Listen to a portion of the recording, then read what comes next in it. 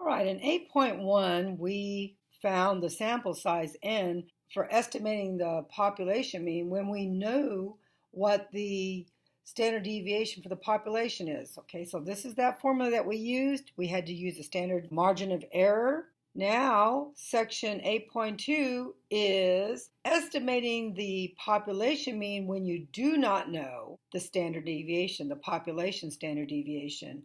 So what we use is what's known as t-distributions. This is the formula. It looks very similar to the formula for calculating the critical value of z. So let's look and see what the difference between the z distribution and a t-distribution. If you look, and here are the properties of a student's t-distribution. The distribution is symmetric about the mean. In other words, it kind of has that mirror image where here's the mean and both sides are about the same.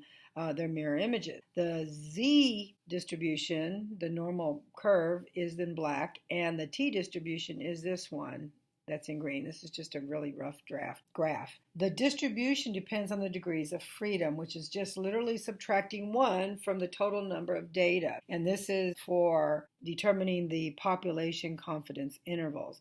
The distribution is bell-shaped. You see the t-distribution is bell-shaped. The only difference is it has thicker tails than the standard normal.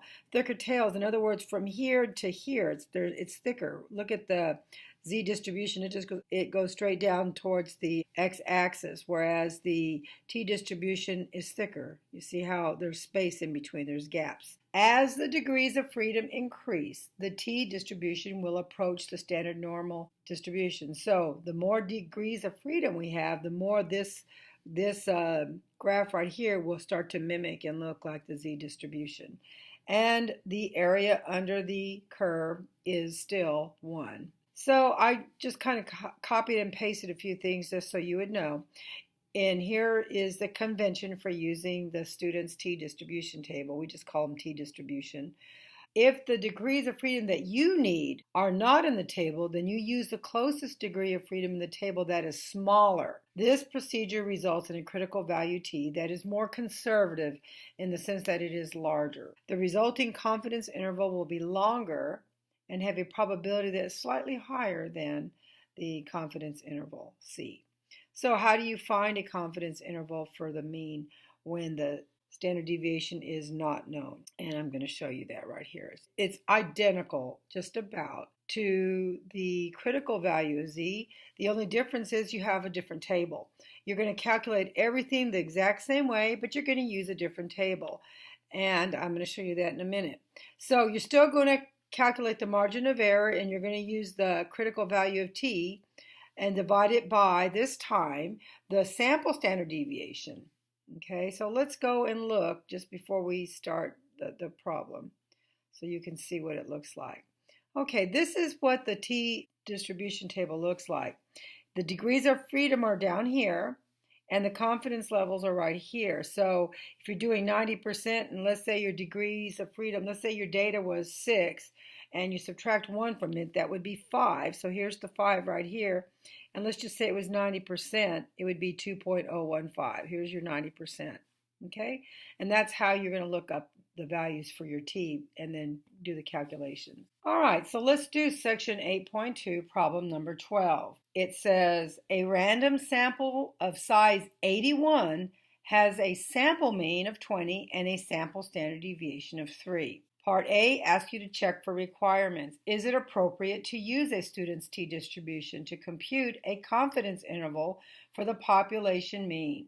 Explain. Well, go up here to all the criteria right here. It says you just look at this and give your answer. Based on that, we can say yes, the sample size is large enough for the sample mean to have an approximate normal distribution. There's 81, and we don't know what the standard deviation is for the population, so we are allowed to use the sample standard deviation and the student's t-distribution. It says find a 95% confidence interval for the population mean. So 95% confidence interval. Let's go and see what that table tells us it's going to be. The critical values for the t-distribution, we have it at 95, so this is our column right here, and we have to go down to our degrees of freedom is 1. We're going to subtract 1, so our degrees of freedom makes it 80. So we're going to go all the way down this column. It is 1.990 because there's my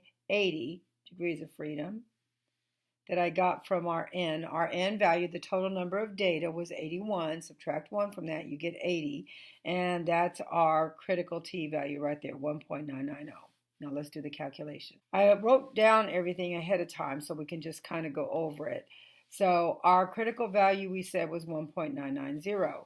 Our sample mean is a x bar, which is 20. Our sample standard deviation is 3, and n is 81. Okay, the margin of error is this formula here. We have, it looks identical other than we had to look up a different value, which is 1.990. Our sample standard deviation is 3, and then our n value is 81. So again, like I've said before, I usually, because of order of operations, you're going to do this first. So it would be 3 divided by the square root of 81. Well, the square root of 81 is 9. So when you do 3 divided by 9, you get 0.33333.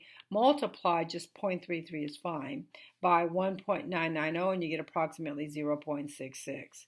Okay, then we take this. This is our